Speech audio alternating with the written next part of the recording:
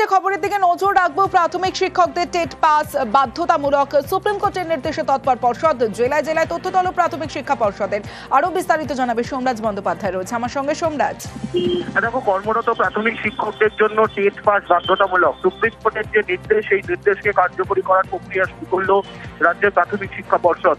রাজ্য জুড়ে কতজন প্রাথমিক শিক্ষক শিক্ষিকা রয়েছেন যাদের টেট নেই, বা কতজনের অবসর নেওয়ার সময়সীমা কত রয়েছে, বিস্তারিত তথ্য তলব করা হয়েছে বিভিন্ন জেলার প্রাথমিক বিদ্যালয় শিক্ষা সংসদের চেয়ারম্যানদের থেকে। এটা যথেষ্টই গুরুত্বপূর্ণ। আগামী 15 দিনের মধ্যেই তথ্য দিতে বলা হয়েছে।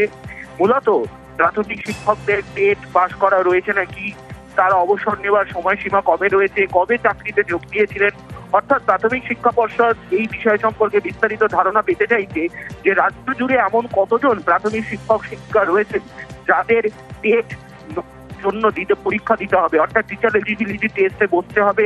এই সংখ্যক প্রাথমিক শিক্ষক শিক্ষিকা কতজন রয়েছে সেই হিসাবই পেতে চাইছে প্রাথমিক শিক্ষা পর্ষদ, এবং সেই কারণেই প্রাথমিক শিক্ষা পর্ষদের তরফে জেলায় জেলায় থেকে এই তথ্য চাওয়া হয়েছে। আগামী 15 দিনের মধ্যে প্রত্যেকটি জেলার সিএসসি চেয়ারম্যানদের এই তথ্য দেওয়ার কথা বলা হয়েছে প্রাথমিক শিক্ষা পর্ষদের তরফে। বেশ।